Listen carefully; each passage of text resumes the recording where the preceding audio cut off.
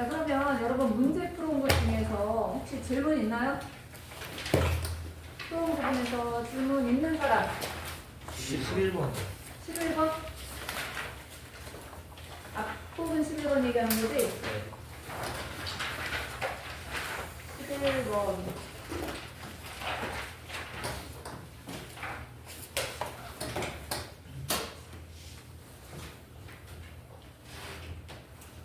자, 11번은 T1일 때랑 T2일 때 본 건데, 자, 중요치라고 하는 거는 상대 빈도랑 상대 피도랑 이걸 다 합쳐서 얘기하는 거지? 그러면 지금 봐봐. C의 경우 T1일 때 C는 상대 빈도가 얼마야? 20이지? 그럼 상대 피도가 15지. 그럼 20하고 15면 얼마예요? 35지? 그럼 얘는 몇이 더 들어가야 49가 나오겠어? 14가 더 들어가야 되겠지. 그러면 C는 어쨌든 상대 밀도가 14%다라고 봐야 돼. 그거 이해됐어요? 네. 자, 그 다음에 상대 빈도. 상대 빈도를 다 더해볼게. 상대 빈도를 더하면 40, 20, 20. 그러니까 상대 빈도가 얼마 들어가야 돼? A는 20이 들어가야 돼. 그러면 상대 빈도랑 상대 피도를 더했을 때 얼마 나왔어? 50 나왔지. 근데 중요치가 68이죠. 그러면 상대 밀도는 얼마가 돼야 되겠어? 18%가 돼야 되겠지? 여기까지 이해됐어요? 그러면 객체가 9개일 때 18%라는 거야. 그럼 객체가 19개면 몇 퍼센트가 되겠어? 38%가 되겠지. 그럼 객체가 14%라는 건 객체가 7개라는 얘기고, D가 객체가 15니까 몇이 돼야 되겠어요? 30%가 돼야 되는 거지. 이런 식으로 채워나가는 거야. 그럼 상대 피도도 채우자. 30, 20, 15가 있잖아. 다 합하면 65잖아. 그럼 D는 상대 피도가 얼마 나와야 되겠어? 35가 나와야 될 거야. 그러면 D는 상대 밀도가 30이고 상대 빈도가 40이고 상대 피도가 35니까 다 합해서 얼마 나와야 돼? 중요값이 105가 나와야 되겠지. 그러면 T1일 때는 누가? D가 5점종이다 라고 볼 수 있는 거야. 이거 이해됐어요? 그런 식으로 이제 채워나가는 거예요. 그러면 T1일 때 5점종은 D에다가 일단 맞겠지? T2일 때 지표를 덮고 있는 면적이 가장 크다라는 거는 상대 피도가 가장 크다라는 말로도 볼 수 있어요. 자, 그러면 상대 피도가 가장 크다라고 하면은 나머지를 구해야 되는데, 지금 일단 A는 객체 수가 0이라는 거는 상대 빈도도 0이고 상대 피도도 0이고 중요치도 0이니까 얘는 빼놓고 보는 거야. 그럼 셋을 가지고 100을 만들어야 되기 때문에 B는 상대 빈도가 얼마가 나와야 되겠어? 20하고 40 있잖아. 그럼 다 합하면 몇이야? 60이니까 얘는 얼마가 나와야 돼? 상대 빈도가 40%가 나와야 되겠지. 이해됐어요? 자, 그러면 이번에는 상대 피도를 구해볼게. 하나가 39고 하나가 24야. 더하면 얼마야? 63이죠? 그러면 이거 100%를 난달리면 하나가 몇이 돼야 돼? 37. 그럼 D는 중요값이 지금 112란 말이야? 그러면 상대 빈도가 40이고 상대 피도가 37이니까 얼마가 나왔어? 77이 나왔잖아. 자, 그럼 77이 나왔으면 얼마가 돼야 돼요? 나머지 상대 밀도가 35가 돼야 되겠지. 그럼 얘는 상대 피도가 상대 밀도가 35%가 나와야 돼. 이해됐어? 그럼 여기서 봐봐. 21 개체일 때 35%가 되는 거잖아. 그러면 33 개체일 땐 얼마가 되겠어?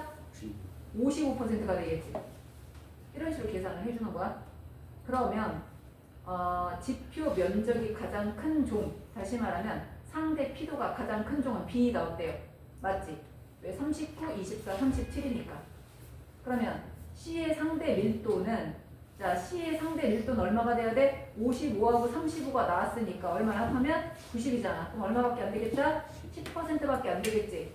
그러면 C는 T1일 때는 14였는데 T2일 때는 10%가 됐으니까 T1일 때가 더 크다. 이렇게 들어가야 되겠죠? 이런 식으로 따진 거 이해됐어요? 자, 그래서 기억과 이해 나오는 거예요. 다른 것도 질문 있을까요? 16번. 16번? 네. 자, 16번에서 이거 지금 뭐 얘기하는 거냐면 편의과정 얘기하는 거잖아.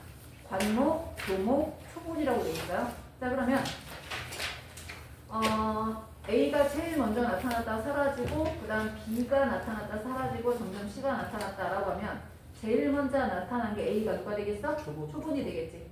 두 번째 나타난 게 T가 작은 애가 먼저 나타날 거야. T가 작은 애가 누가 되는 거야? 관목이 되는 거라 B가 관목이고 더 늦게 나타나는 키 큰 나무가 교목이니까 C가 교목이 되겠죠.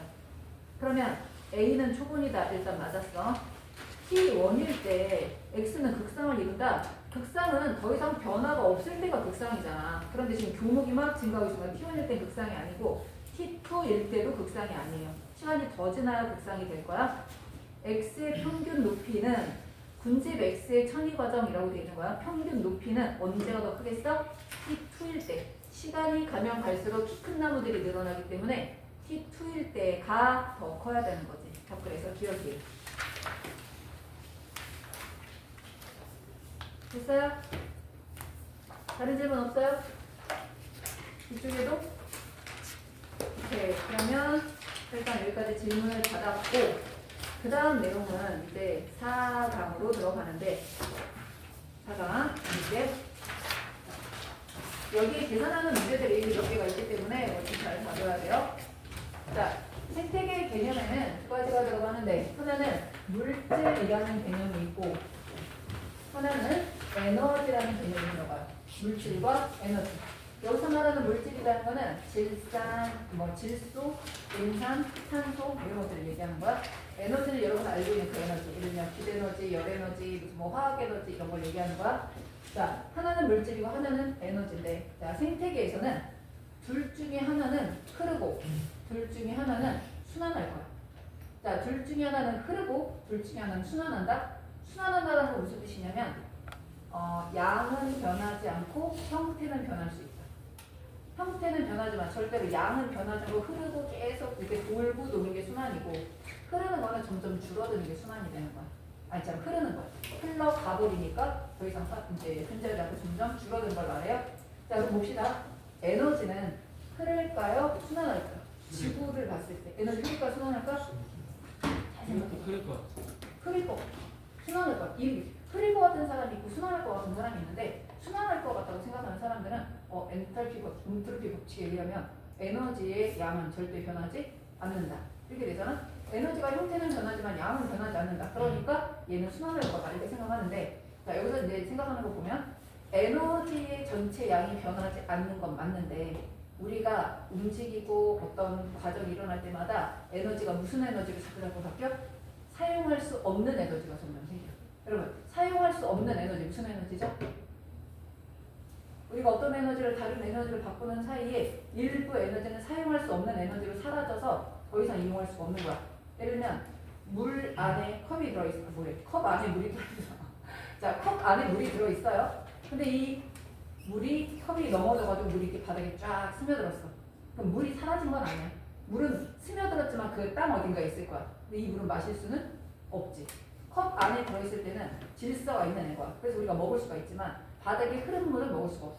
그럼 무슨 얘기냐면 에너지로는 존재하지만 우리가 사용할 수 없는 에너지. 여러분, 세포 호흡을 하면 무슨 에너지랑 무슨 에너지로 바뀐다 그랬어요?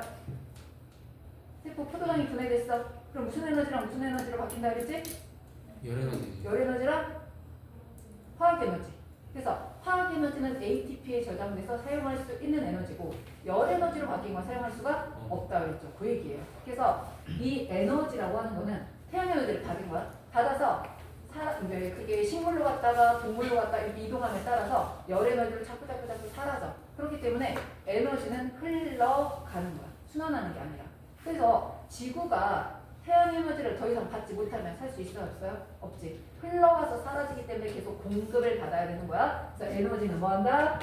흐른다. 근데 물질은 탄소가 이산화탄소로 존재할 수도 있고 우리 몸을 이루는 유기물로 존재할 수도 있고 석탄으로 존재할 수도 있어. 하지만 지구가 탄소가 외부에서 계속 안 들어오면 우리가 살 수 없다? 그건 아니잖아. 탄소나 질소나 인 같은 경우는 형태는 바뀌지만 돌고 돌면서 계속 지구 안에 같은 양으로 존재하고 있어서 물질을 뭐한다? 순환한다. 이렇게 봐야 돼. 자, 그래서 에너지는 뭐하고? 흐르고 물질은 순환한다. 거기다 쓰세요. 물질은 순환하고 에너지는 흐른다. 물질은 순환하고 생태계 내에서 물질은 순환하고 에너지는 흐른다. 맨 위에 4강에다가 에너지 흐름과 물질의 순환이라고 했습니다. 맨 위에 있는 제목도 내가 좀 비워놨거든. 에너지 흐름과 물질의 순환이라고 보시면 돼요. 그래서 이 단어는 어떤 물질이 어떻게 순환하고 에너지는 어디서 어디로 어떻게 흘러가는지 그거에 대해서 보는 건데, 그렇다면 지구에 에너지가 오면 그 에너지는 전부 다 무슨 에너지야? 태양 에너지야. 결국 지구에 살고 있는 모든 생물들은 태양 에너지 때문에 살게 되는 건데, 그러면 지구로 태양 에너지가 쨍쨍 내리쬐니다. 자, 여러분은 이 태양 에너지를 직접 이용할 수 있을까요? 어디요? 없어요. 우리는 그냥 따뜻하다니까만 느끼고 뭘가 보는 데만 이용을 하는 거지. 우리는 직접 이용하지 못해. 이거를 직접 이용할 수 있는 생물은 누구밖에 없어? 그렇지. 식물밖에 없어. 그러면 태양 에너지를 가져갈 수 있는 생물은 유일하게 생산자. 그러면 태양 에너지가 10만 정도가 왔어. 근데 얘가 광합성으로 만들어내는 양이, 총 에너지 양이 1000만큼만 광합성을 했다? 그럼 지구에 들어온 에너지는 1000밖에 안 되는 거야. 그러면 10만에서 1000을 제외한 나머지는 다 뭐야? 우리하고는 상관없는 에너지. 그래서 우리한테 들어온 에너지는 생산자가 광합성으로 만들어낸 포도당의 양 가지고 나머지 생물들이 다 먹고 살아야 되는 거야. 알겠죠? 그래서 태양 에너지가 생산자로 들어오면 생산자가 가지고 있는 에너지를 누가 가져간다? 1차 소비자가 가져갈 거야. 그럼 1차 소비자가 가진 에너지 중에 일부를 2차 소비자가 가져가는 거야. 여기서 말하는 생산자는 식물 한 그루를 말하는 게 아니야. 그 지역에 살고 있는 식물 다 전체를 얘기하는 거야. 여기는 1차 소비자는 한 마리를 말하는 게 아니라 예를 들면 풀에 살고 있는 토끼 전체를 다 얘기하는 거야. 이해됐죠? 그래서 이 중에 일부를 얘가 먹어가고 일부를 그 다음에 먹어가면서 에너지가 태양 에너지로부터 시작해서 생산자에서 1차 소비자, 1차 소비자, 2차 소비자로 점점 흘러가. 근데 흘러갈 때마다 에너지가 점점 어떻게 되겠어? 줄어드는 거야. 자, 그러면 생산자 에너지를 볼게요. 우리 지난 시간에 배운 게 있지만 생산자가 광합성을 통해서 만들어낸 전체 양분을 뭐라고 하냐면 총생산량. 우리 지난 시간에 총생산량, 순생산량, 호흡량 이거 관계 배웠었지? 자, 얘가 광합성을 통해 만들어낸 유기물 전체의 양, 총량을 총생산량이라고 해요. 잘 들으세요? 그러면 여기 있는 이 1000이라고 하는 게 바로 누구를 얘기하는 거야? 총생산량을 얘기하는 거야. 순생산량이 아니야? 근데 이 식물이 자기가 살아가려면 뭔가 에너지를 써야 되잖아. 그럼 얘는 살아가기 위해서 에너지를 씁니다. 그게 바로 뭐가 되는 거야? 호흡량이 될 거야.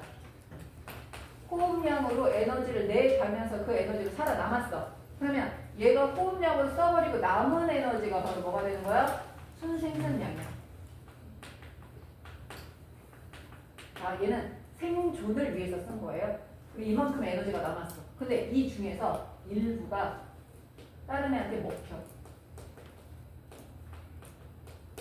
먹히면 그건 에너지가 아니잖아. 일부 식물이 먹혔다? 그럼 더 이상 생산자가 가진 에너지가 아닌 거야. 이 식물은 사라졌으니까. 일부는 낙엽으로 떨어지거나 말라 죽는 애들이 있어. 이것도 더 이상 남은 게 아니야. 이제 식물로 떨어졌으니까 더 이상 식물이 아닌 거야. 그러면 피식량과 낙엽 고사량을 제외한 나머지가 혹시라도 있다면 그걸로 생장을 할 거야. 그걸로 꽃도 만들고 열매도 만들고 종자도 만들고 그렇게 할 거란 말이야.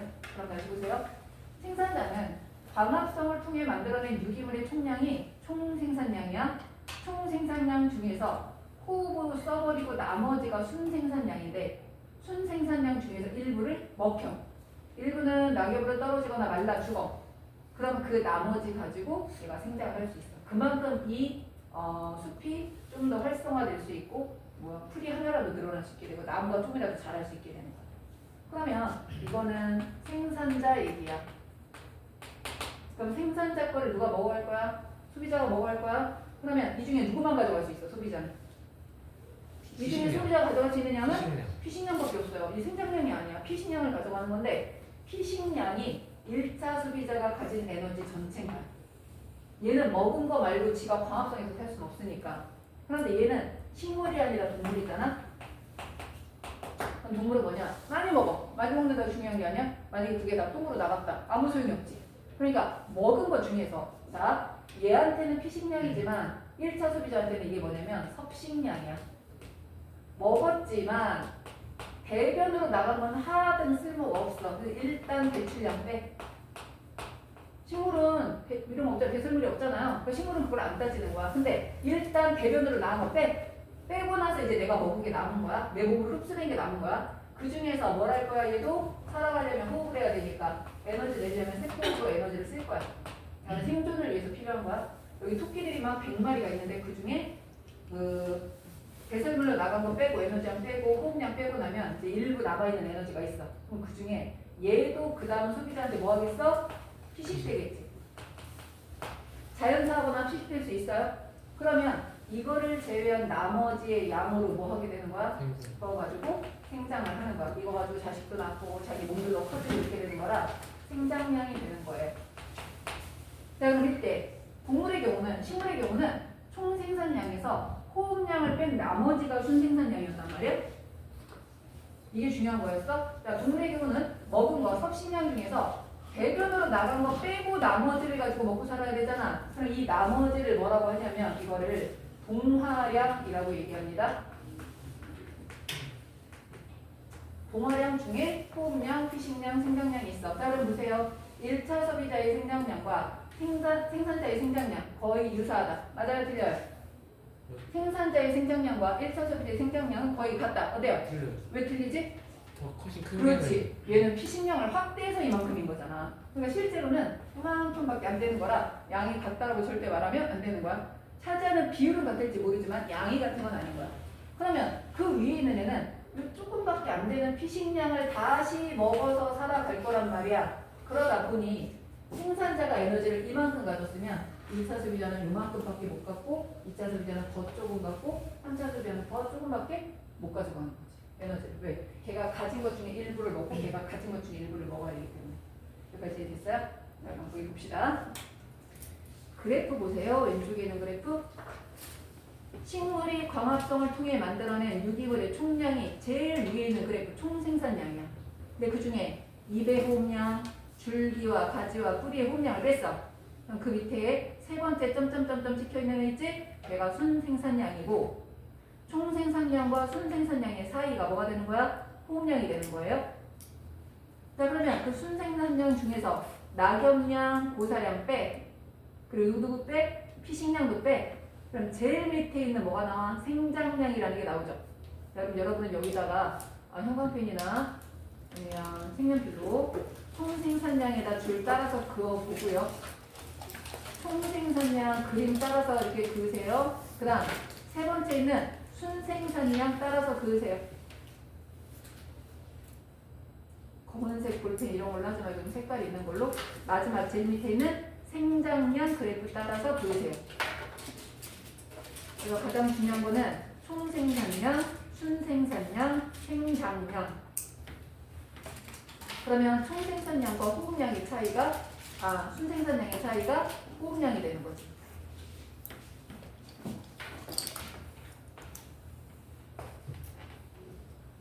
자, 그림 보면 총생산량이 막 늘어나다가 여기 살짝 줄어들었어. 순생산량도 여기서 막 늘어나다가 이렇게 줄어들었어. 여러분 잘 보세요. 총생산량이 식물의 수는 계속해서 늘어나. 식물의 수가 계속해서 늘어나면 광합성량도 계속해서 늘어나야 되는 거 아니야? 시간이 지났으니까. 근데 총생산량이 늘어나다가 이렇게 줄어들어. 순생산량도 늘어나다가 줄어들어. 호흡량은 이 사이잖아. 계속 늘어나. 줄어들지 않고 계속 늘어나거나 유지가 돼. 자, 이렇게 되는 이유 알아두셔야 돼요. 식물의 수가 늘어나는데 왜 총생산량은 줄어드느냐? 우리 천이관계를 따지면 초원이 있다가 초본이 있다가 관목이 돼요. 그럼 초본이 광합성 잘해? 관목이 잘해? 관목이 잘해. 왜? 둘 다 같이 있으니까.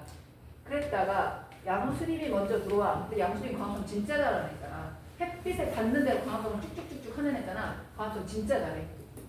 그런데 여기에 음수림이 들어와서 혼합림이 된 거야. 마지막에 음수림이 무점이 된 거야. 음수림은 그늘진 데서는 잘 자라지만 햇빛이 쨍쨍 내리쬐다고 광합성 엄청 잘하는 애는 아니야. 진짜 광합성 잘하는 양수림이 거의 다 사라졌어. 그러니까 광합성 효율은 오히려 떨어진 거야. 이래지. 그래서 이렇게 막 증가할 때까지가 양수림이 우점이거나 혼합림일 때까지만 막 증가한 거야. 그러다가 음수림이 우점이 되면서 오히려 총광합성량은 떨어지게 돼. 그늘이 너무 많이 져서 그 밑에 있는 애들은 광합성 잘 못해. 음수림이 키가 커졌는데 음수림도 광합성을 잘하는 애는 아니야 또. 하긴 하지만 그러다 보니 총생산량이 줄어들어. 하지만 식물의 수는 계속 늘어났잖아. 식물은 호흡은 계속해야 되잖아. 그러니까 총생산량은 줄어드는데 호흡량은 막 증가하다 일정하게 유지가 되기 때문에 순생산량도 줄어들게 되는 거지. 요거 이해됐어요? 근데 이 순생산량에서 피식량, 고사량 이런 걸 빼고 났더니 제일 밑에 생장량이 남는데 생장량 그래프도 이렇게 그려집니다. 자, 얘가 생장량이에요. 생장량은 남아있는 얘가 자랄 수 있는 에너지인데 이날은 요만큼 에너지가 남았어.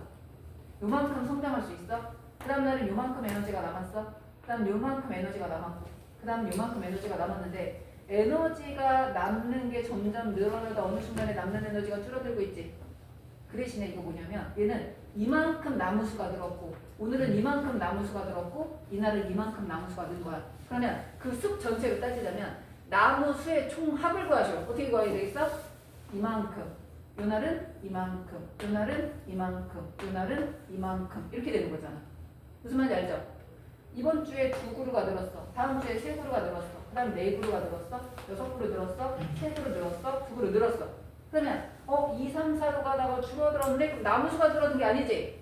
늘어나는 나무수가 줄어든 거지. 그럼 나무수는 이때 얼마야? 2개, 5개, 9개, 15개, 18개, 20개 점점 늘어나는 거잖아. 자, 이때 그럼 이 면적, 적분값은 뭘 의미한다? 생장량의 적분값은 현재 그 숲에 살고 있는 식물들의 총 무게가 되는 거나 마찬가지야.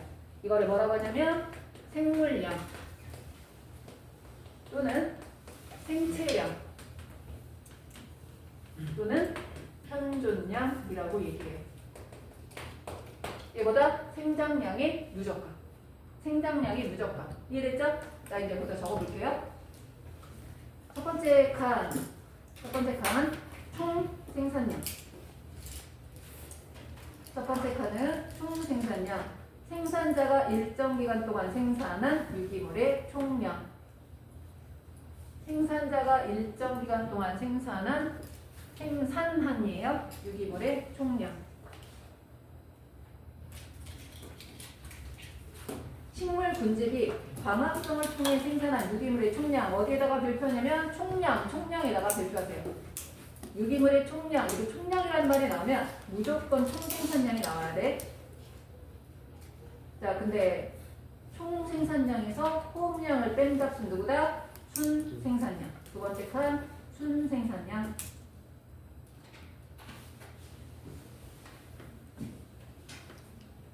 자, 순생산량은 육상 생태계랑 해양 생태계 비교를 할 때, 자, 육상 생태계랑 해양 생태계 중에 누가 클까요? 해양 생태계 맞죠?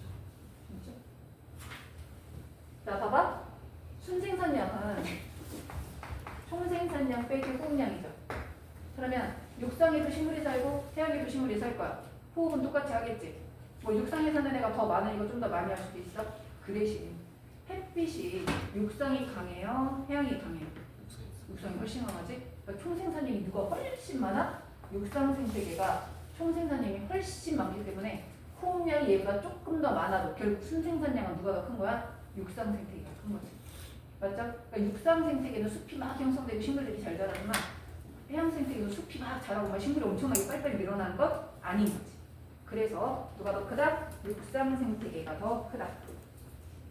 순생산량은 육상 생태계에서가 해양 생태계보다 크다. 이게 중요한 거예요. 자, 그러면 이 순생산량은 세 개로 됩니다. 피, 고, 생. 순생산량은 피, 고, 생이에요.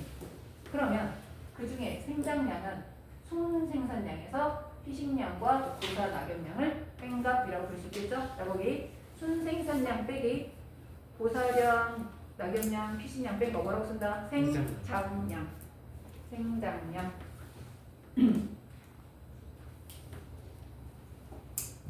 그 다음 칸 넓게 돼 있죠? 현재 그 식물 군락이 가지고 있는 유기물의 총량, 다시 말하면 누적된 생장량의 총합 뭐라고 그랬어? 그렇지. 현존량, 생물량, 생체량 같은 말이에요.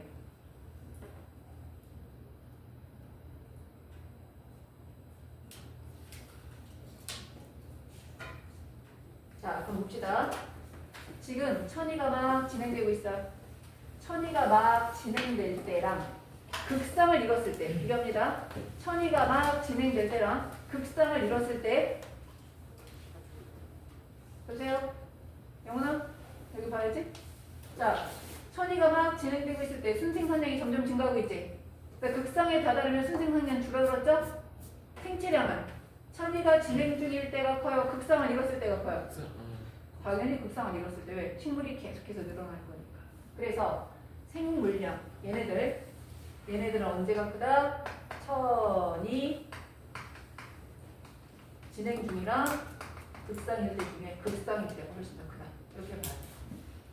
그래서 거기 보면 극상에 도달한 군집은 생산량과 소비량이 균형을 이루어서 생체량은 많지만 순생산량은 적은 편인 반면에 천이가 진행 중인 군집은 생체량은 적지만 순생산량이 많다라는 거예요.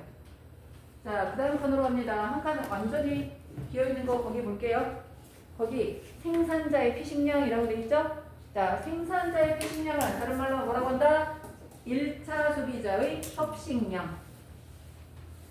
생산자의 피식량은 1차 소비자의 섭식량.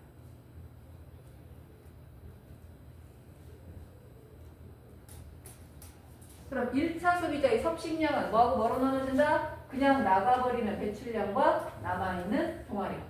동화량 플러스 배출량. 그 밑에 1차 소비자의 섭식량은 동화량 플러스 배출량.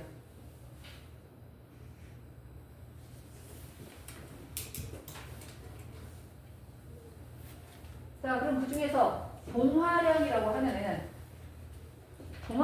애는 뭐로 되어 있다? 그렇지. 호흡량, 피식량, 자연사량, 이렇게 생장량 더한 걸 말하죠. 섭식량에서 배출량을 뺀 값이에요. 그래서 호흡량, 피식량, 자연사량, 생장량으로 되어 있다. 꼭 관계 알아두시면 돼요. 동화량이 뭐고, 배출량이 뭐고, 이런 것들. 자, 에너지는 볼게요. 에너지는 이게 이제 문제 나오는 거가 잘 보십니다. 빛에너지가 왔어.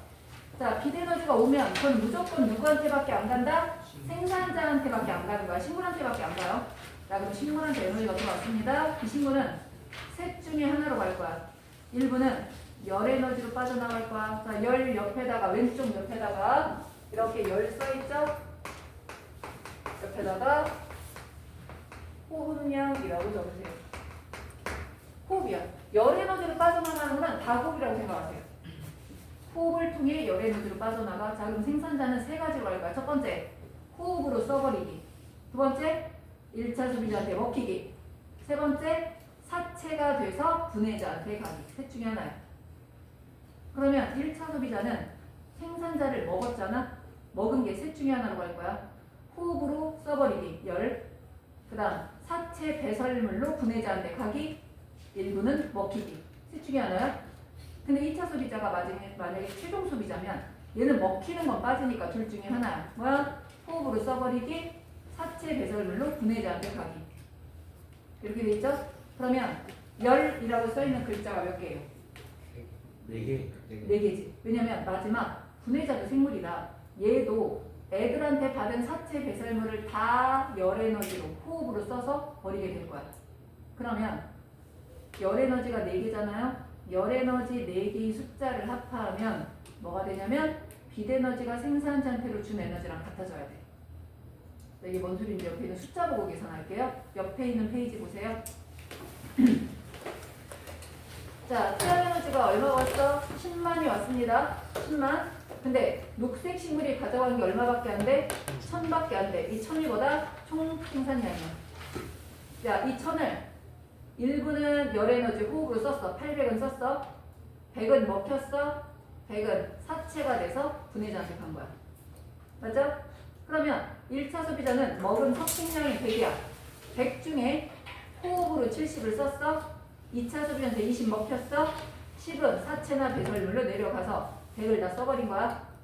그럼 2차 소비자는 20을 받았는데 그 중에 15를 열에너지로 쓰고 그 다음에 5는 사체 배설물에 대해서 분해자한테 갔어. 그럼 분해자는 지금 얼마 받았어?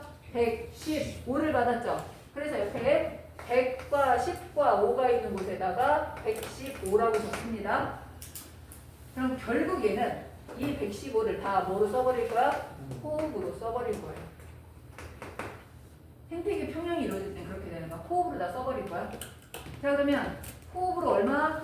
800 더하기 70 더하기 15 옆에다 몇을 쓰면 되겠어? 115를 쓰면 되겠죠. 여러분 맨 위에 800 이거 누구의 호흡량이야? 식물의 호흡량. 70 1차 소비자 호흡량. 15 2차 소비자 호흡량 옆에다가 115라고 적으세요. 누구의 호흡량? 분해자의 호흡량. 그러면 800 더하기 70 더하기 얼마? 15 더하기 115 다 더하잖아? 얼마 나온다? 1000. 누가 받았던 거? 식물이 받았던 1000하고 값이 같아져야 돼요. 그게 생태계의 평형이 유지되고 있을 때 이 상황이야. 여러분 이걸 계산할 수 있어야 돼. 중간에 괄호를 막 이렇게 해놔. 괄호를 채울 수 있어야 되는 거야. 그러면 지금 그 그림에서 한번 볼게요, 여러분. 태양 에너지가 10만이었단 말이야. 그럼 10만을 식물한테 너 가져가라 온 거나 마찬가지인데 그 중에 식물이 얼마밖에 안 가져갔어? 1000밖에 안 가져갔지. 근데 생산자가 1000을 가져갔는데 그 중에 1차 소비자는 몇을 가져갔어? 100을 가져갔지. 자, 얘 100을 가져갔는데 그 중에 2차 소비자는 얼마 가져갔어? 20 가져갔죠? 네, 여러분 계산할게요. 이게 태양 에너지야. 그럼 생산자는 얼마나 효율적인 애냐?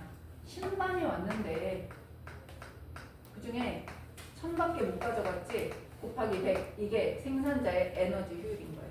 자기한테 내가 가져갈 수 있었던 에너지 중에 얼마를 진짜 가져갔는지, 자기가 가져갈 수 있었던 에너지 중에 얼마를 가져갔는지 그게 에너지 효율입니다. 다시 말하면 전 단계의 에너지분의 현재 자신이 가진 에너지, 이게 에너지 효율이야. 그러면 생산자의 에너지 효율은 얼마가 되는 거예요? 1%가 되는 거야. 이해됐어요? 자, 1차 소비자는 생산자가 에너지를 1000 가지고 있었어. 그럼 내가 완전히 다 먹어보면 얼마를 먹을 수 있어? 1000을 먹을 수 있었는데 진짜는 얼마밖에 안 가져온 거야? 100밖에 안 가져온 거잖아. 그러면 몇이야? 10%의 에너지 효율을 가지는 거예요. 2차 소비자는 100만큼 있었는데 100 중에 몇을 먹어온 거야? 20을 가져온 거잖아. 그러면 에너지 효율이 20%가 이렇게 되는 거야. 에너지 효율은 맨 위에 써있죠. 뭐라고? 전 영양 단계가 보유한 에너지 총량분의 현재 자신이 가지고 있는 에너지의 총량 곱하기 100. 이게 에너지 효율인 거야. 에너지 양이라는 말이 있고요. 에너지 효율이라는 말이 있어. 에너지 양은 생산자의 에너지 양은 1000, 1차 소비자의 에너지 양은 100, 2차 소비자의 에너지 양은 20인 거야. 가지고 있는 에너지가 에너지 양이야. 에너지 효율은 전 단계가 가진 것분의 현재 자신이 가진 에너지 양 곱하기 100. 그게 에너지 효율인 거야. 이해됐어요? 에너지 양, 에너지 효율 이렇게 들어가요. 자, 그럼 다시 왼쪽 페이지로 와서 52페이지입니다.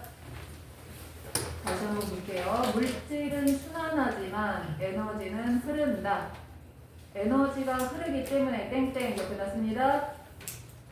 끊임없이 에너지가 공급되어야 한다. 생태계가 유지되려면 끊임없이 에너지가 공급되어야 한다라는 거예요. 그렇다면 2번 생태계의 궁극적인 에너지원은 누구다? 누구? 태양의 빛 에너지. 태양에서 오는 태양의 빛 에너지 또는 태양 에너지라고 써도 돼요. 이게 생태계의 궁극적인 에너지원이에요. 생산자가 하는 역할은 빛 에너지를 뭐로 바꾼다? 유기물의 화학 에너지로 바꾸는 거야. 다시 말하면 포도당으로 바꾸는 거겠죠? 유기물의 화학 에너지로 바꾸는 역할을 해.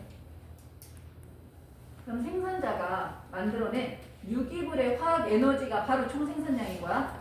이거를 일부는 호흡에 의해 방출을 하고요. 일부는 먹이 사슬을 따라서 유기물의 형태로 다음 영양 단계로 이동하지. 자, 일부는 호흡에 의해 방출 옆에다 화살표하고 열 에너지라고 쓰시고요. 먹이 사슬을 따라 유기물의 형태로 다음 영양 단계로 이동하다 화살표하고 피식량이라고 적으세요. 그러면 생산자가 가지고 있던 에너지는 열 에너지로 가거나 피식량이 되거나 5번에 있는 사체 배설물로 가게 되는 거야. 그래서 사체 배설물에 저장된 에너지는 식물 것도 있을 거고 1차 소비자 것도 있을 거고 2차 소비자 것도 있을 거야. 그럼 이거는 결국 누구한테 간 거야? 분해자한테 간 거야. 분해자의 호흡에 의해 방출된다. 옆에다 뭐라고? 열 에너지. 결국 사체나 배설물 속에 저장된 에너지가 열 에너지로 나온다는 얘기예요. 안정된 생태계는 유입된 에너지 양과 유출되는 에너지 양이 같은 경우에 해당하는데, 자, 유입된 에너지 양에다 줄 치시고요. 그러니까 총 생산량. 유입된 에너지 양에다가 줄 치고 총 생산량. 유출되는 에너지 양에다 줄 치고 뭐라고 쓴다? 열 에너지의 총합. 열 에너지의 총합. 이라고 봐야 돼. 그 다음에 그 안에 살고 있는 생물들을 생각하면 먹이 사슬이 복잡할수록 생태계는 안정된다. 라고 적으세요. 먹이 사슬이 복잡할수록 생태계는 안정된다.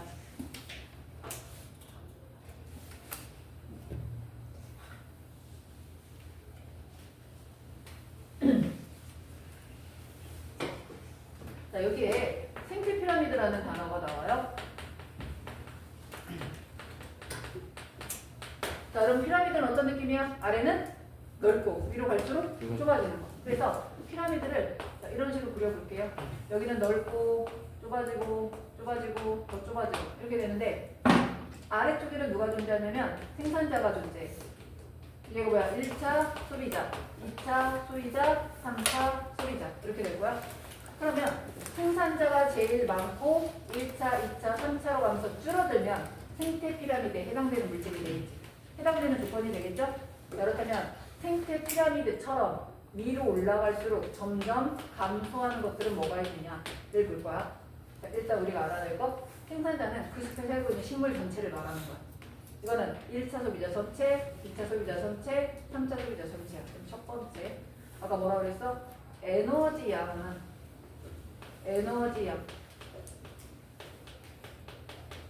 절대로 위로 올라갈 때 더 증가할 수가 없지.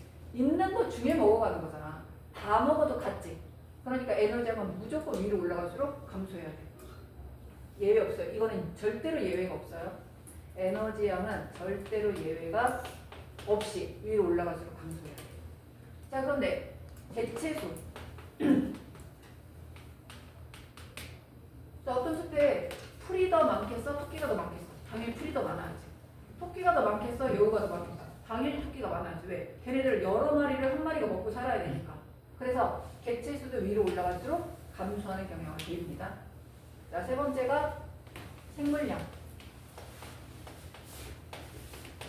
자, 우리가 생물량은 뭐라고 그랬냐면 전체 무게, 전체 개체수 무게 이런 걸 말한다 그랬어? 그러면 생산자를 다 합한 무게랑 토끼를 다 합한 무게를 보면 생산자를 합한 무게가 훨씬 더 크고, 토끼가 많아도 다 합한 무게를 재고 여우의 다 합한 무게를 재면 토끼가 더 무겁다는 얘기야. 자, 생물량 또는 생체량이라는 거는 건조 중량의 개념이야. 그 단계에 속하는 생물들을 다 무게를 쟀을 때 누가 더 무거운지를 보는 건데, 이것도 위로 올라갈수록 점점 작아져요. 그래서 지금 보는 거 에너지양, 그 다음 개체수, 그 다음 생물량은 위로 올라갈수록 감소하는 경향을 보이는데, 자, 이 중에 누구는 얘는 절대로 예외가 없어요. 그럼 얘는 절대로 예외가 없다는 거는 얘는 예외가 있을 수도 있다는 얘기지. 자, 얘가 예외가 되면 문제가 이렇게 나올 때 있어. 생산자가 적은데 1차 소비자가 더 많고 다시 이렇게 줄어들어. 다시 말하면 생산자와 1차 소비자 사이에서 예외가 될 때가 있어요. 근데 그 예외가 만약에 개체수가 예외다 또는 생물량이 예외다 이렇게 나올 때가 있습니다. 개체수가 예외가 됐잖아. 자, 개체수를 그린 건데 이렇게 그려졌다. 그럼 이건 무조건 어디냐면 산림 생태계예요.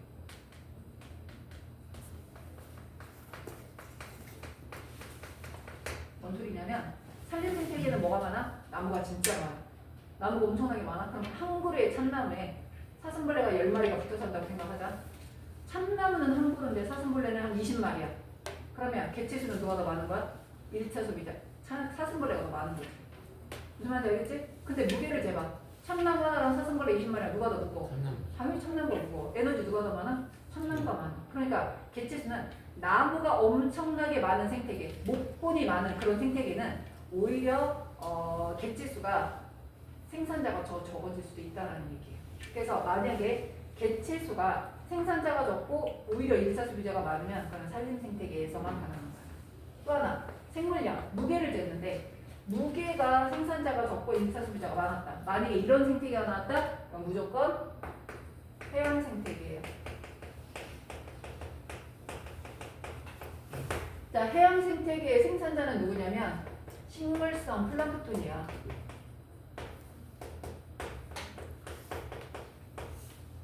해조류도 일부 있겠지만 대부분 식물성 플랑크톤이야. 식물성 플랑크톤은 단세포 생물들이야. 그러니까 개체수는 엄청 많아. 단세포 생물이 얘네들 다 먹여 살려야 되니까. 그런데 무게로 따지잖아. 그러면 식물성 플랑크톤의 무게가 좀 더 가벼울 수도 있어요. 그렇기 때문에 만약에 예외가 생겼는데 생물량의 예외가 생기면 해양 생태계고 개체수의 예외가 생겼다라고 하면 산림 생태계가 되는 거죠. 자, 예외 옆에 있는 페이지 보세요. 예외라고 써있어? 53페이지. 거기는 생체량이라고 써있습니다. 생체량이 생산자가 적고 1차 소비자가 많다. 그럼 뭐다 뭐라 쓸 거야? 해양 생태라고 쓰시고요. 옆에다 똑같은 그림 하나 더 그려. 이번에는 개체수라고 적어보세요. 생산자보다 1차 소비자가 더 많아. 그런데 그게 생체량이 아니라 개체수라면 무슨 생태계다? 산림 생태계다 라고 보시면 돼요. 예외에다가 적어주십니다.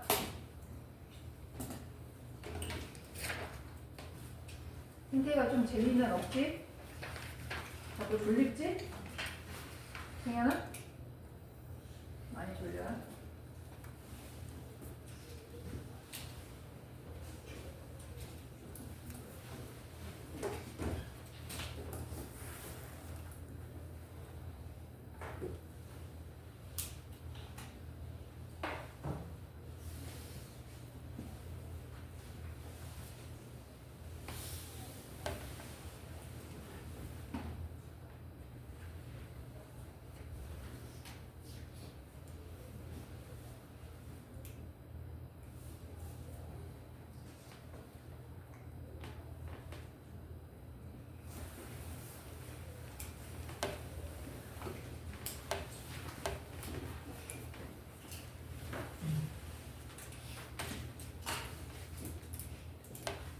잘했어?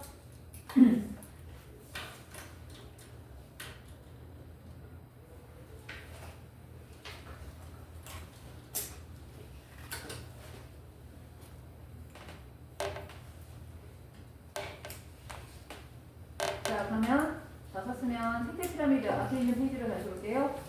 생태 피라미드는 먹이 사슬에서 각 영양 단계에 속하는 생물의 여러 특징을 하위 영양 단계에서 상위 영양 단계로 쌓아 올린 걸 말하는데, 상위 영양 단계로 갈수록 감소하는 경향을 보이는 게 생태 피라미드의 기본 모습이야. 뭐뭐다? 에너지양, 개체수, 생체량 또는 생물량.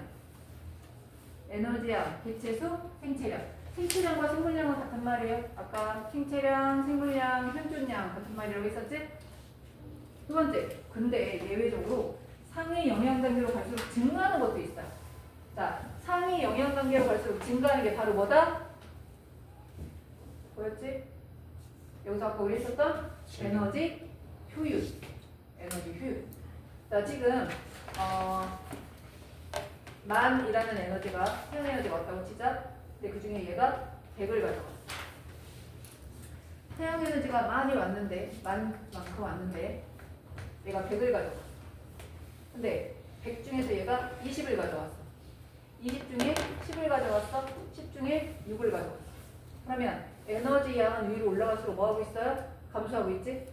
에너지 효율은 만분의 100 곱하기 100. 그 몇 퍼센트야? 1%. 100분의 20, 20%. 20분의 10, 50%. 10분의 6, 60%. 그래서 에너지 효율은 위로 올라갈수록 증가하는 경향을 보이는 거야. 이것도 증가하는 경향을 보이는 거기 때문에 여러분이 만약에 문제에 생산자에서 9차 소비자로 갈수록 에너지 효율은 증가하는 경향을 보인다. 맞아. 근데 숫자가 써 있잖아. 꼭 계산해 보셔야 돼요. 어떨 때는 1차 소비자랑 2차 소비자 에너지 효율이 같을 때도 있고 1차 소비자가 사실상 더 작을 때도 있어. 2차 소비자보다.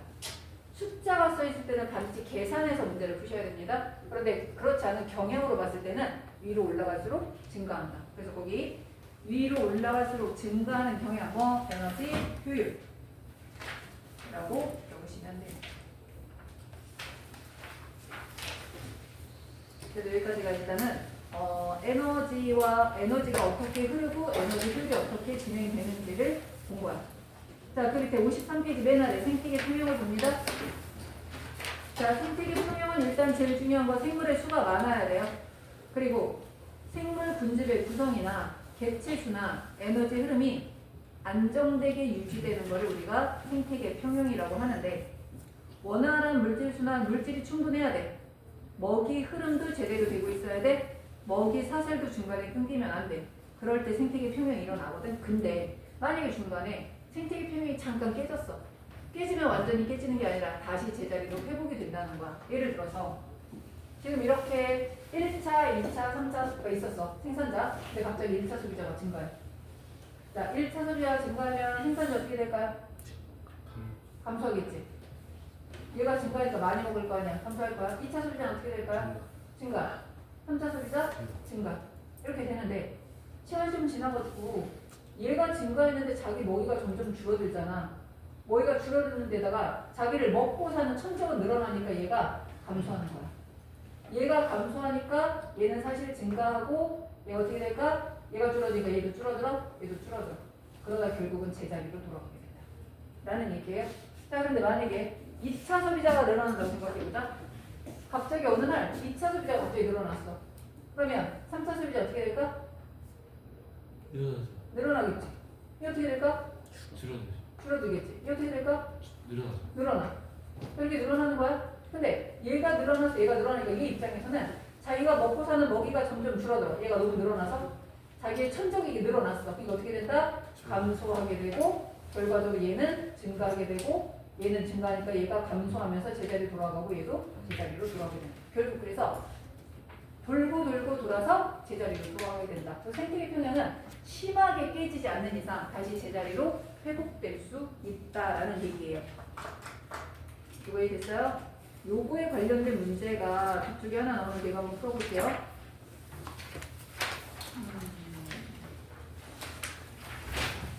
59페이지에 3번 문제 한번 풀어봅시다. 59페이지 3번.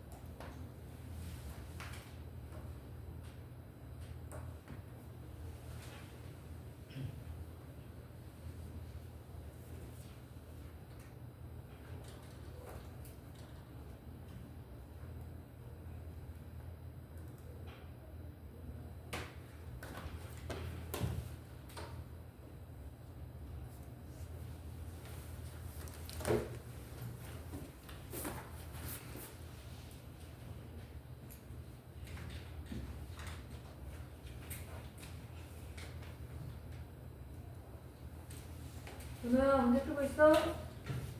59페이지 3번.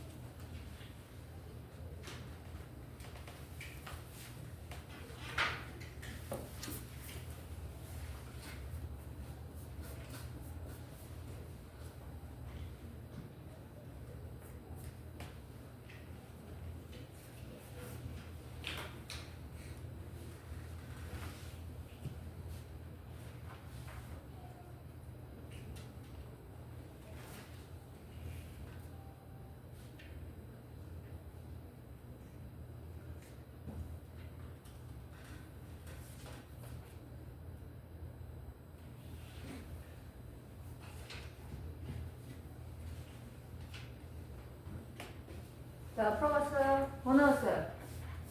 생리. 가가 몇 차 소비자야? 가가 몇 차 소비자야? 3번 푼 거 맞아요? 가볍지. 가가 3차. 봐봐.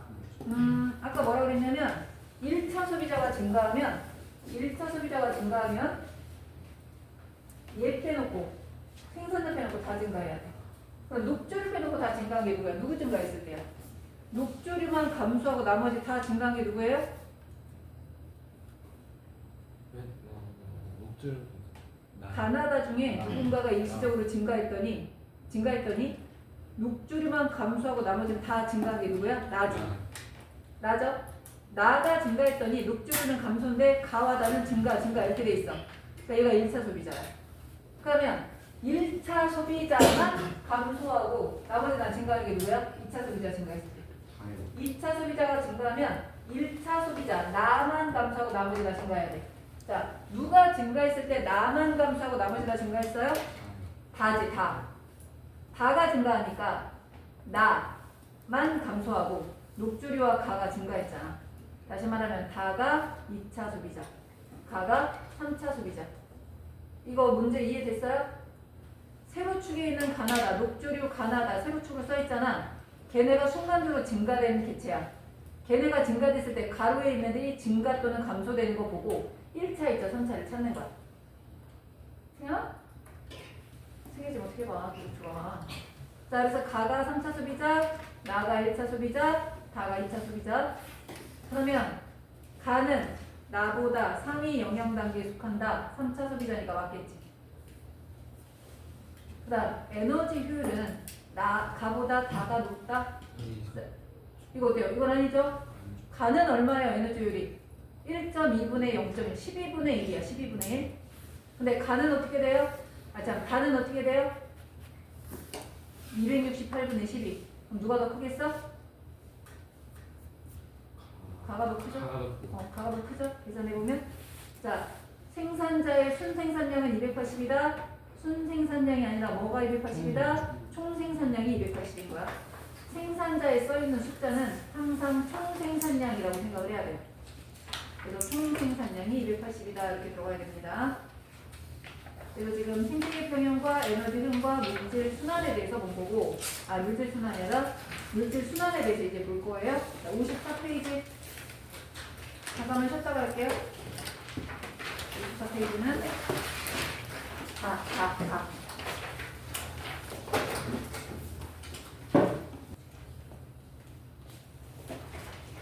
자, 그러면 물질의 순환 봅시다.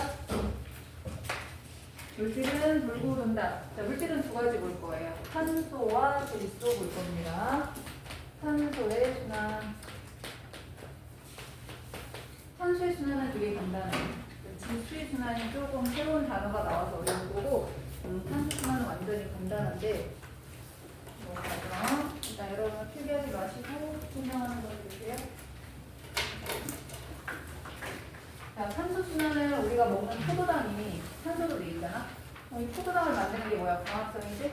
광합성은 어디 있는? 대기 중에 있는 이산화탄소를 생산자가 흡수해서 만드는 거라서 일단 대기 중에 있는 CO2를 어떤 생물이 가져가. 그러면 이 생물을 다른 생물이 먹어봐. 이 두 생물의 사체나 배설물을 또 다른 생물이 분해하게 될 거야. 그러면 이산화탄소는 이 생물한테 가기도 하고 이 생물에서 나오기도 하고, 이 생물한테서도 대기 중으로 이산화탄소를 내보내고 이 생물도 대기 중으로 CO2를 내보내. 얘 중에 일부가 석탄이나 석유가 돼서 연료가 돼. 연료는 다시 대기 중으로 돌아간다. 이렇게 볼 수 있어요. 자, 그러면 지금 대기 중에 CO2를 가져갈 수 있는 유일한 생물은 생산자. 그럼 생산자를 먹어가는 얘가 소비자. 소비자와 생산자의 사체 배설물을 가져가는 얘가 분해자가 되겠지. 분해자다 이렇게 봐야 돼요. 자, 그렇다면 이동하는 단계를 볼게. 자, CO2가 생산자로 가는 과정은 뭐를 통해서? 광합성을 통해서. 생산자가 대기적으로 CO2를 보내는 거는 호흡을 통해서. 얘도 호흡, 얘도 호흡. 생산자가 소비자로 이동하는 거 뭐를 통해서? 먹이 연쇄를 통해서.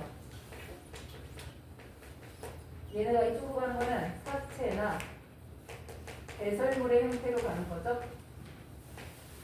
연료가 다시 대기적으로 돌아가는 거는 염소에 의해서. 그래서 과정 이름을 알아두면 돼요. 그다음에 이번에는 이동하는 형태. 어떤 형태냐면 광합성, 호흡, 그리고 연소까지는 다 무슨 형태? CO2의 형태로 일어나는 거야. 여기까지는 CO2야. 근데 생산자가 만들어낸 걸 소비자가 먹었다. 그냥 그 몸을 먹은 거잖아. 식물을 먹은 거잖아. 이거는 유기물의 형태로 이동한다라고 합니다. 생산자와 소비자의 사체와 배설물도 무슨 상태인 거야? 유기물의 형태로 이동하는 거라서 여기에 속하는 생물이 누군지, 이동하는 과정을 뭐라고 부르는지, 이동할 때 어떤 형태로 이동하는지 이걸 알아두면 되는 거예요. 탄소는 여러분이 어차피 광합성과 호흡을 이미 알고 있잖아. 그렇기 때문에 이름에 별로 어려움이 없어. 광합성, 호흡, 사체, 배설물, 염소 이거밖에 없기 때문에 탄소순환은 그다지 어려움이 없을 거예요. 그래서 탄소순환 거기 보면 대기와 수중의 CO2를 생산자가 가져간 거 광합성이라고 했지? 나머지 과정에 필요한 형태나 이름 요거 보고 정리하세요. 탄소순환은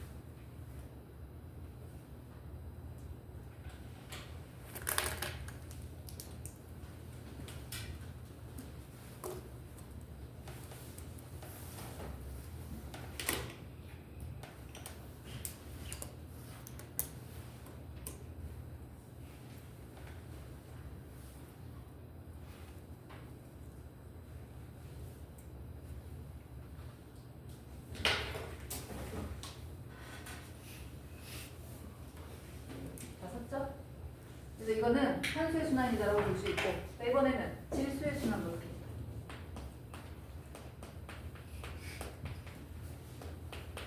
자, 질소의 순환은 여러분이 여기 특이한 단어가 나오기 때문에 잘 봐둬야 되는데, 질소라고 하는 애는 뭐의 성분이 돼서 중요한 거냐면, 얘는 포도당의 성분이라 중요한 거지. 우리가 먹고 사는 양분이 되는 거잖아.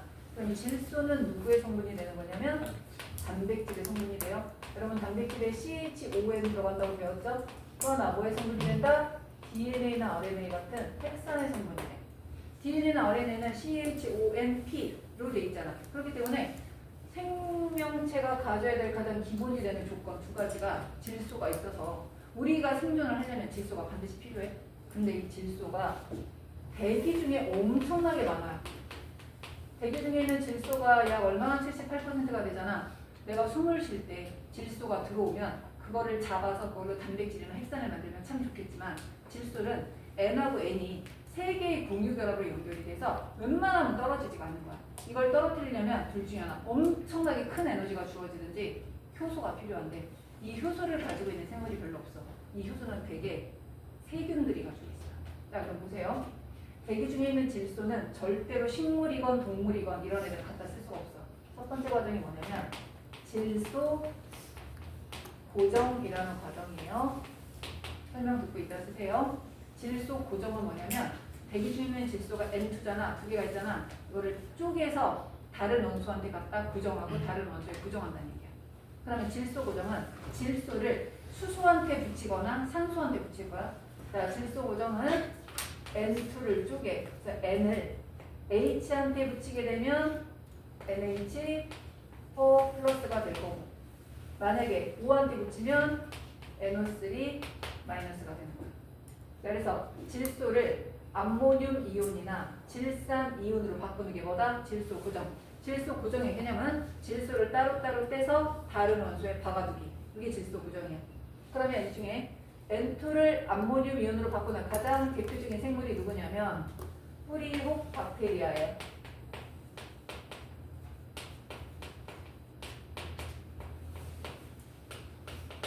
뿌리혹 박테리아 말고도 누가 하냐면 대부분의 세균이 하고 있어. 그러니까 여러분은 일단 질소 고정을 하는 생물은 누구다? 세균이다.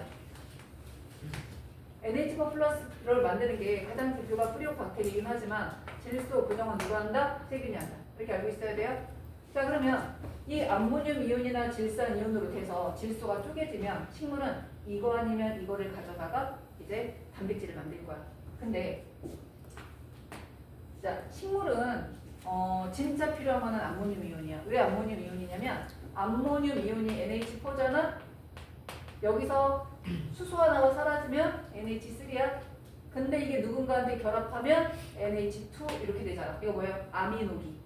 아미노산 만드는데 필요한 아미노기라 얘가 훨씬 더 필요하지만 암모늄 이온을 잘 흡수를 못해. 뿌리혹 박테리아처럼 식물의 콩뿌리에 살다가 콩한테 직접 전달을 해주면 콩은 이게 완전 좋거든. 받아서 단백질 만들고 받아서 단백질 만들기가 참 좋은데 웬만한 식물들은 음전하는 잘 흡수를 하는데 플러스 전화, 양전화를 잘 흡수를 못해. 그래서 얘보다는 얘를 잘 흡수해. 그러면 얘는 받아들여서 암모늄 이온으로 가공해서 써야 돼요, 사실. 근데 토양 속에 어떤 애가 있냐면 암모늄 이온을 자, 이걸 뭐라고 하냐면 질산화 과정이라고 하는데 토양 속에 있는 암모늄 이온을 아질산으로 바꾸고 아질산을 질산으로 바꿔주는 세균이 있어. 이것도 세균이 하는 거야. 웬만한 질소 순환은 대부분 세균이 관여하는 건데 이것도 세균이 할 거야. 자, 이런 세균을 뭐라고 할 거냐면 질산화 세균. 이 세균은 뭐라고 할까? 질소 고정 세균. 이름이 그냥 질소 고정하면 질소 고정 세균, 질산하면 질산화 세균. 이름 붙이기 쉽죠? 자, 이렇게 붙입니다. 그러면 암모늄 이온을 아질산을 질산으로 바꿔준 거야. 뿌리혹 박테리아 같은 애들은 이걸 암모늄 이온으로 바꾼 거야. 그러면 이렇게 바꿔진 암모늄 이온이나 또는 질산 이온을 받아들여서 이걸로 단백질이나 핵산을 만드는 거야. 그럼 이걸 뭐라고 한다? 질소 동화라고 불러요. 작은 물질, 암모늄 이온이나 질산 이온을 가져다 커다란 물질, 단백질과 핵산을 만들었기 때문에 동화작용이야. 그래서 이걸 질소 동화라고 하는데 이것만 유일하게 누가 하는 거야? 식물이 하는 거야. 거의 모든 과정은 세균이 관여하거든. 근데 질소 동화만 식물의 몸 안에서 일어나게 되는 거예요. 그럼 우리가 생각해보면 질소를 암모늄 이온 만들고 질소를 질산 만들고 그래서 질소를 가지고 단백질을 만드는 데 쓰니까 대기 중에 있는 질소는 계속 줄어들고 있는 거야. 암모늄이 되고 질산이온이 되고 단백질 되니까 대기 중에 있는 질소가 자꾸 줄어들겠지. 그러면 생태계 평형이 깨지겠지. 그래서 대기 중으로 질소를 다시 돌려줘야 되는데 어떤 작용이냐면 토양에 많이 녹아있는 질산 이온을 대기 중에 있는 질소로 바꿔줍니다. 자, 이거는 암모늄 이온을 질산으로 만들었다 그래서 질산화라고 불렀어요. 질산이 됐으니까 질산화야. 이거는 질산에서 벗어나는 거야. 그래서 이 과정은 탈질산화 작용이에요. 이름이 직관적이지? 질산에서 벗어났어. 탈질산화 작용이야. 그러면 이거 같은 거 누가 하겠어? 이것도 세균이 하는 거야. 그럼 이거 누가 하겠어? 탈질산화 세균. 탈질산 세균 또는 탈질산화 세균이 하는 거예요. 자, 지금 이것도 세균, 이것도 세균, 이것도 세균. 질소 동화만 식물이 했어. 이해됐죠? 자, 그러면 식물이 열심히 단백질과 핵산을 만들어서 자기 몸에 만들어 놓은 거야. 몸에 만들어 놨더니 누가? 다른 동물들이 먹어가는 거야. 먹어가지? 그럼 다른 동물들이 먹어가서 내 몸을 단백질하고 핵산으로 만들었어. 식물 안에도 단백질 핵산이 있고 내 몸 안에도 단백질 핵산이 있는 거야. 근데 내가 죽어서 내 배설물, 식물의 사체 이것들이 전부 다 어디로 갈 거야? 분해자한테로 갈 거라 분해 작용이 되는 거예요. 그렇다면 사체나 배설물 속에 존재하고 있던 뭐가 단백질이나 핵산이 결국은 뭐로 분해가 돼버려? 암모늄 이온으로 분해가 되는 거지. 그러면 이 분해작용을 하는 것도 누구야? 세균, 분해자니까 여기에 누구 하나 추가된다? 곰팡이도 이 역할을 같이 해주게 되겠죠. 이해됐어? 그래서 지금 질소 고정, 질산화, 질소 동화, 탈질산화, 분해작용 이렇게 들어가는데 자, 이 중에 질소 고정에서 N2를 NH4 플러스로 만드는 거는 뿌리옥박테리아가 하는 게 맞아. 근데 요거를 생각해보자. 이게 뭐냐면 질소가 이렇게 붙어서 딱 붙어 있었거든? 어느 날 번개가 친 거야. 번개가 쳐서 질소를 딱 때린 거야. 너무 에너지가 커서 질소가 쫙 쪼개졌어. 쪼개졌는데 질소 다음으로 많은 기체가 누구예요? 대기 중에 산소. 산소. 그래서 질소가 쪼개져서 산소에 붙어버린 거야. 그래서 질산이 된 거야. 그래서 이거는 누가 하는 거냐면 생물이 하는 게 아니야. 요거만 유일하게 누가 하는 거야? 번개가 하는 거야. 이걸 뭐라 그러냐면 공중방전이다라고 얘기해. 공중방전. 그래서 다른 거 다 세균이 해. 근데 질소 동화는 식물이 하고요. 그 다음에 질소 고정 중에 질산으로 만드는 거는 번개가 하는 거라 공중방전이라고 얘기합니다. 자, 그러면 요 내용을 거기에다가 정리해 보세요. 질소 순환에다가.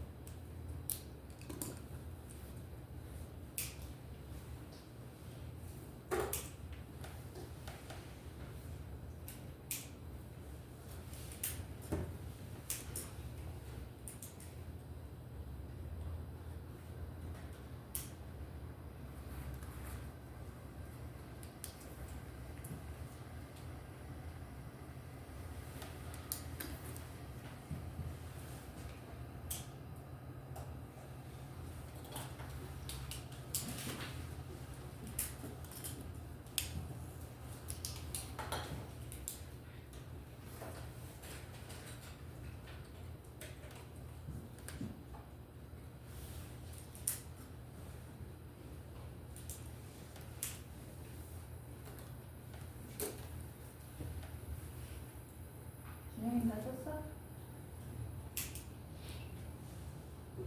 다 썼어요.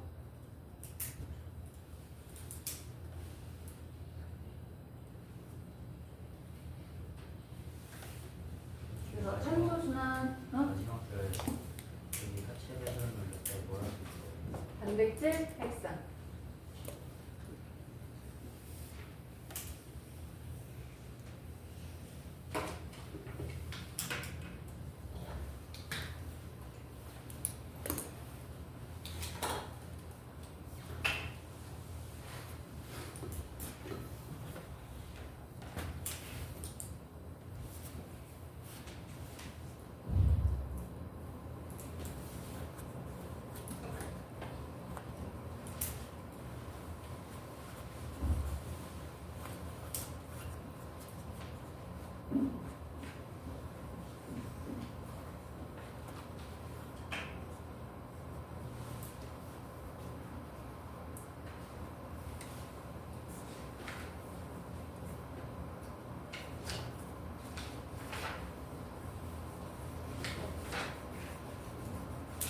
자, 다 됐으면 여기까지가 이제 물질의 순환이야. 그래서 에너지 흐름 박동을 물질의 순환 본 거야. 마지막 생물의 다양성.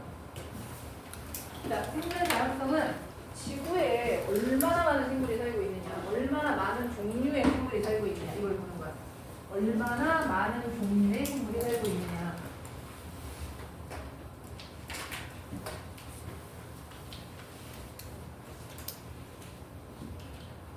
봐봐. 지구에 얼마나 많은 종류의 생물이 살고 있는지 여러분이 궁금하면 여러분은 바로 옆에 있는 생물부터 세봅니다. 예를 들어서 사람, 그 다음에 주변에 보면 뭐 세균, 뭐 대충 셀 수 있겠지?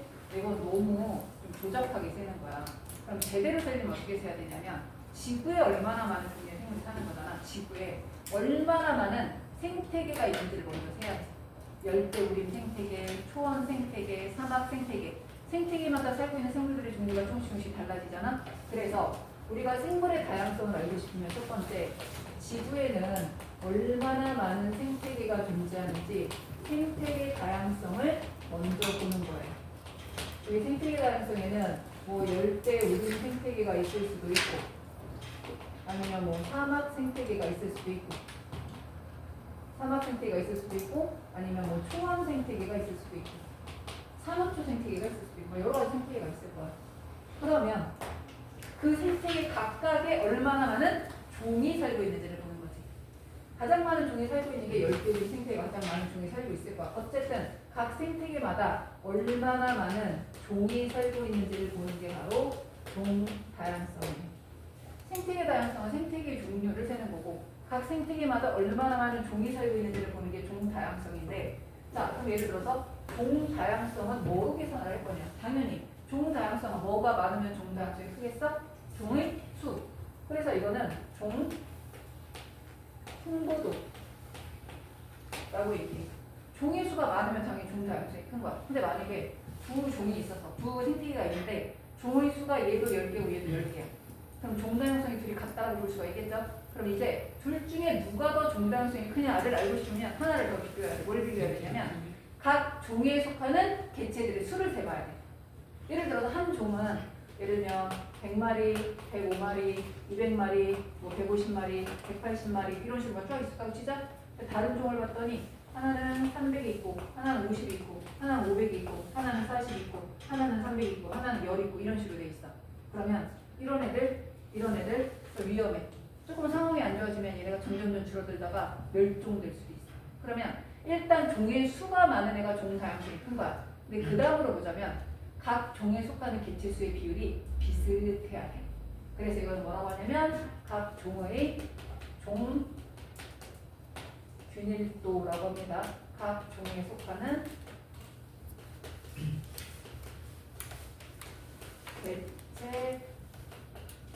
개체수의 비율. 그래서 종 풍부도가 크고 종 균일도가 높을수록 종 다양성이 크다. 이렇게 보는 거야. 근데 종 다양성이 높으려면 그 생태계에 속하는 그 종이 멸종되면 안 되는 거잖아. 멸종되면 종의 수가 점점 줄어들겠죠? 종의 수가 점점 줄어들면 그 생태계도 언젠가는 파괴될 수도 있는 거란 말이야. 그렇기 때문에 종이 멸종되지 않고 유지되려면 뭐가 있어야 되냐면 각 종이 다양한 유전자를 가지고 있어야 돼. 그래서 갑자기 추워져도 어떤 한 마리인가는 살아남고 갑자기 더워져도 어떤 한 마리인가는 살아남아야 그 종이 유지가 되는 거잖아. 그래서 각 종에 속하는 개체들이 다양한 유전자를 가져야 돼서 유전자 다양성까지 보는 거예요.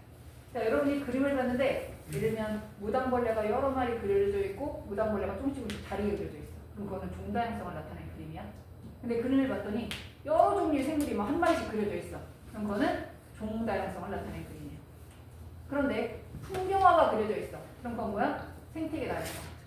다시 한번 여러 똑같은 무당벌레가 그려져 있거나 아니면 똑같은 쥐가 그려져 있는데 이게 전부 다 유전자가 조금씩 다르게 그림이 좀 달라. 뭐라고? 유전자 다양성 나타낸 거고요.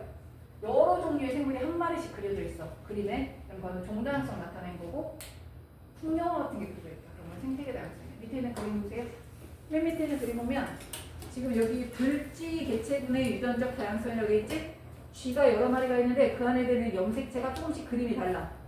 그럼 이거 뭐야? 유전적 다양성.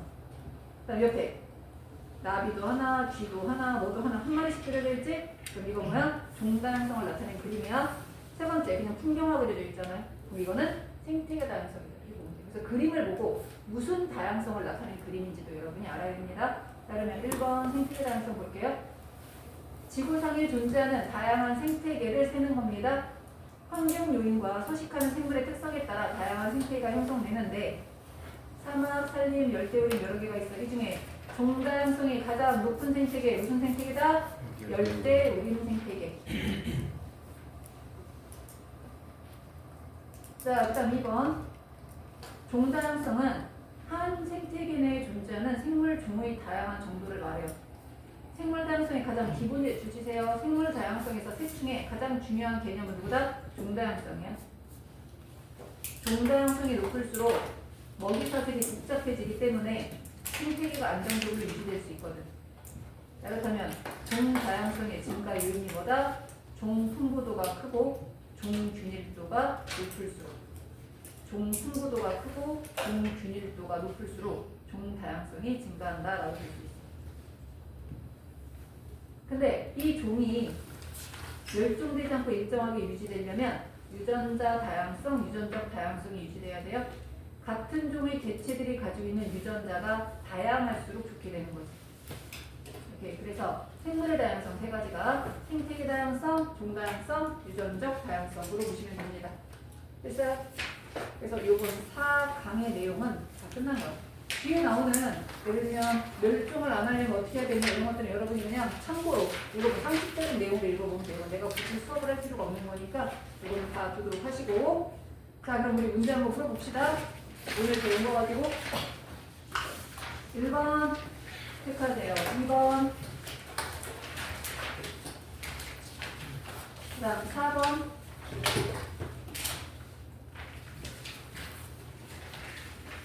8번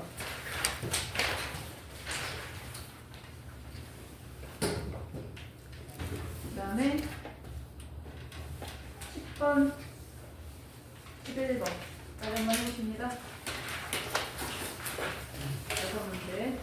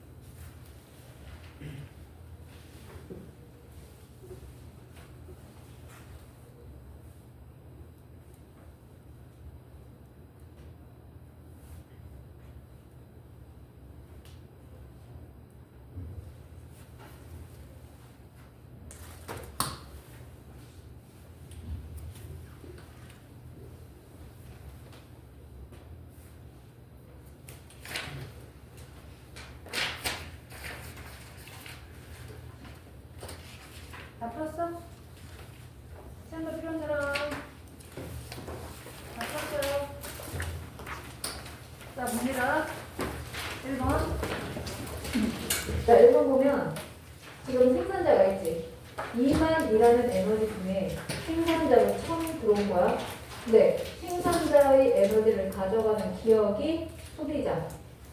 근데 생산자의 고사 유기물, 그 다음에 기억의 배설물 또는 사체가 고사 유기물 쪽으로 갔잖아요.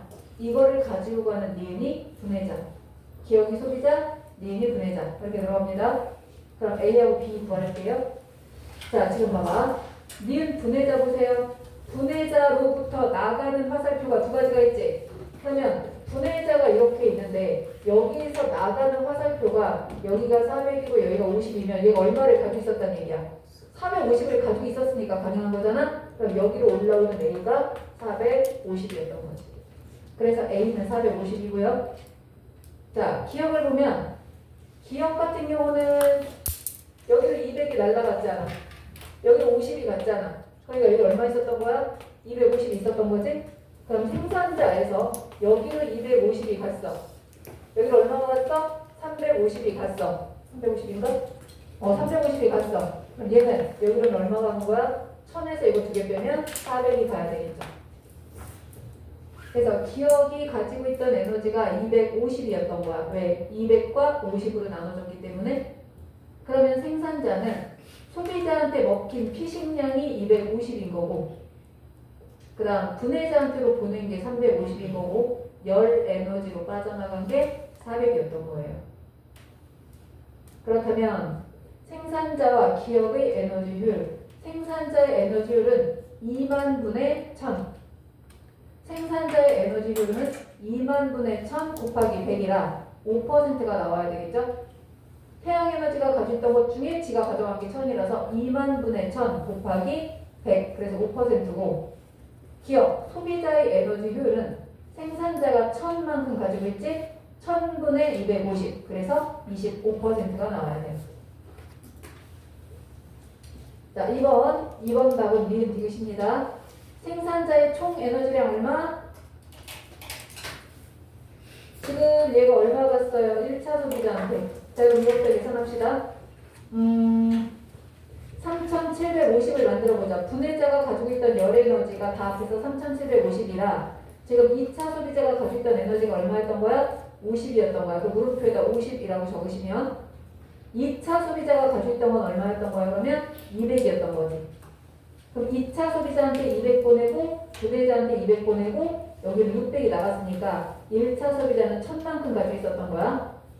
그러면 생산자는 열에너지로 5500 보내고 분해자로 3500 보내서 이미 9000이 되는데 거기에 1차 소비자로 1000을 보냈으니까 원래 얼마 가지고 있었던 거야? 10,000 가지고 있었던 거죠? 그러면 생산자의 총 에너지량은 얼마? 10,000 분해 호흡량이 얼마인 거야? 5500. 그러니까 0.2가 나올 수가 없죠. 틀렸어요. 2차 소비자의 사체와 배설물에 포함된 에너지량 50이다. 맞죠? 그다음 에너지 효율은 2차 소비자가 1차 소비자의 2배이다. 2차 소비자는 1000분의 200이라 20%. 1차 소비자는 10,000분의 1000이라 10%. 2배이다? 맞는 거지. 그 다음 4번 같은 문제를 이해를 못해서 못 푸는 사람들이 있어. 뭔 소리인지 잘 이해가 안 돼서 못 푼다는 사람들이 있는데 4번은 뭐냐면 이렇게 종이 생태계가 A, B, C, D가 있대요. 이거는 생태계야. 이 중에 종다양성을 물어보려고 하는 건데 그 대신에 뭘 해봤냐면 A에 있는 개체들이 종이 있을 거 아니야? A라는 생태계에 있는 종들을 가장 많은 거 1등 개체수가 가장 그 다음 적은 거 2등, 3등, 4등 이렇게 나열을 한 거야. B라는 생태계 종이 여러 개가 있을 거 아니야? 그 중에 개체수가 제일 많은 애가 1등, 그 다음 많은 애 2등, 3등, 4등 이렇게 그래프로 그린 거야. 여기도 마찬가지야. 그럼 봐봐. 이 A, B, C, D를 그래프로 그렸는데 이 중에 종이 5개 있는 애는 5등까지밖에 없겠지.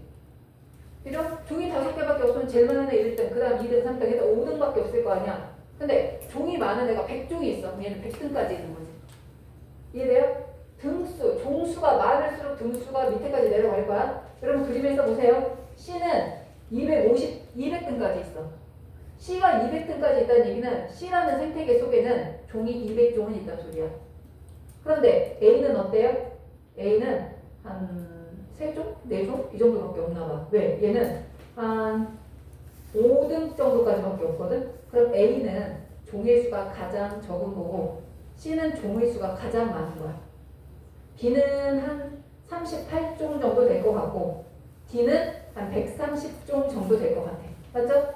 그래서 지금 옆으로 있는 각 종의 개체수 순위 이게 종의 수라고 생각하면 돼. 그러면 D의 생물종 수는 B의 3배 이상이다? 맞는 거지. 120을 넘었으니까 130 가까이 됐으니까 종 다양성이 가장 높은 살림은 당연히 누구예요? C가 되겠지. 봐봐. 여러분 B하고 D를 보면 B는 이렇게 내려왔잖아.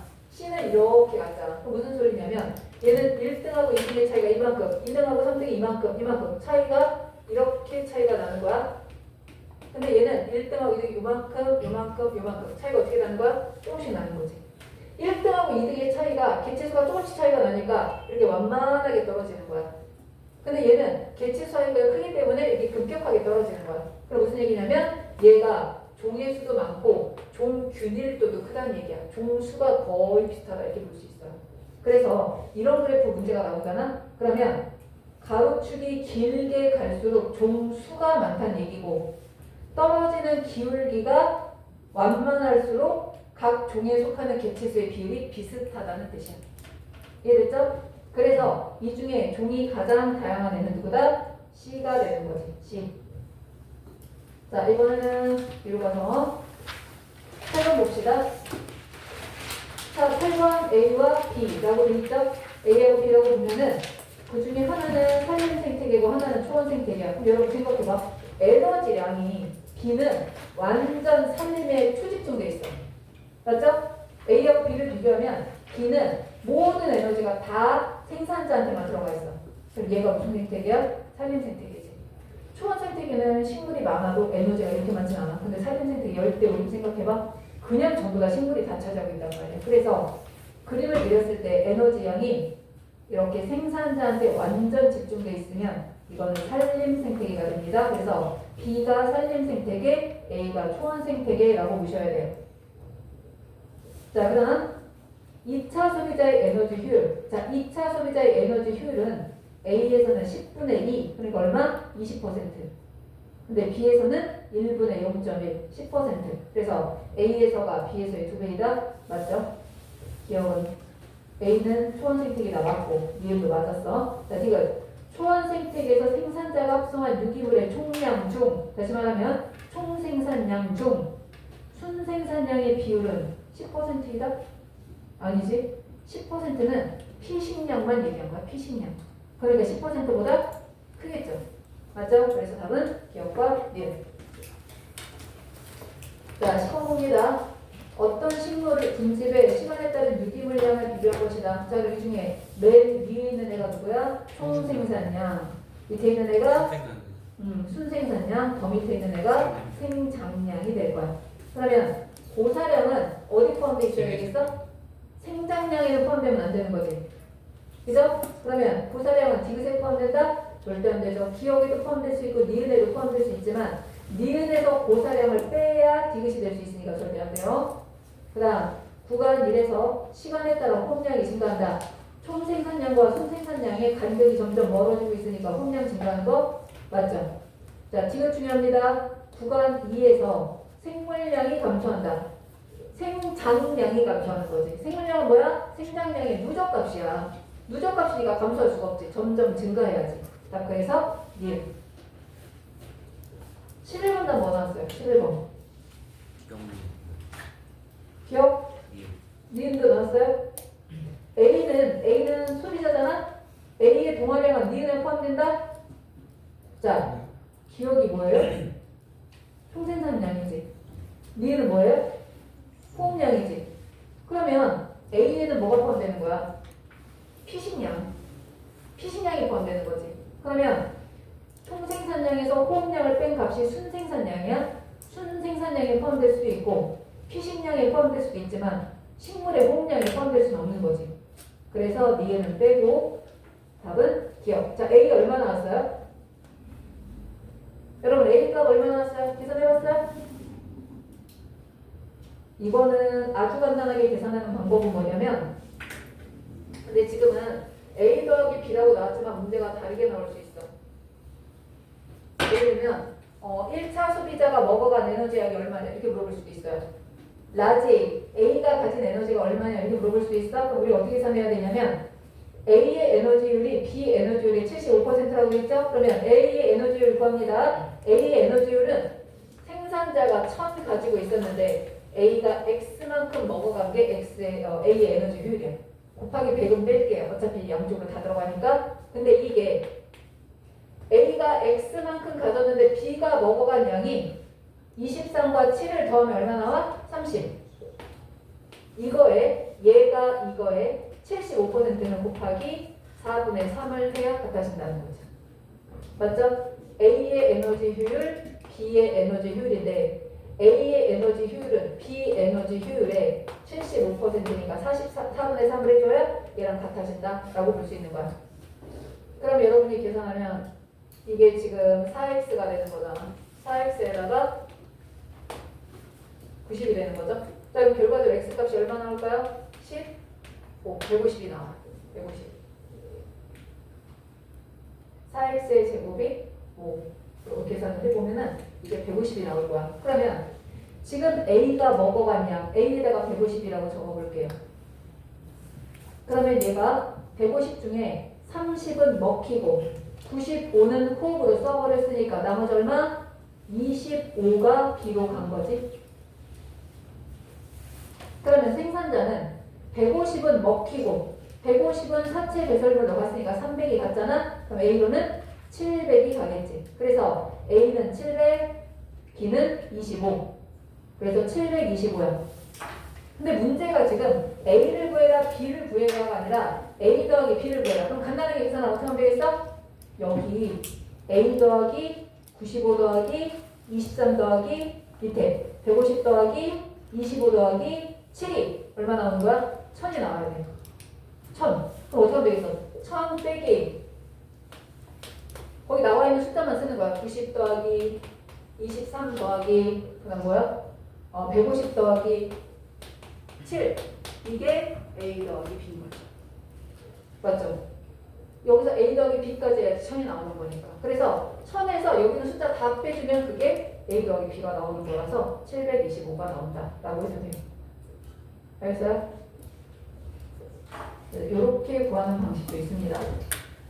자, 여러분 오늘 과제는 58에서 65까지 하고 오늘 과제는 58에서 65까지 하고 그 다음 붙들고 가서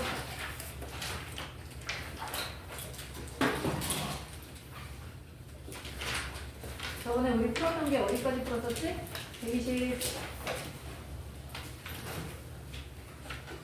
221까지 풀었었나요?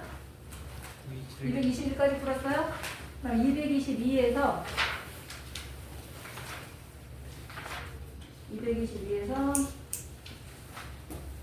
229 222에서 229 맞아요?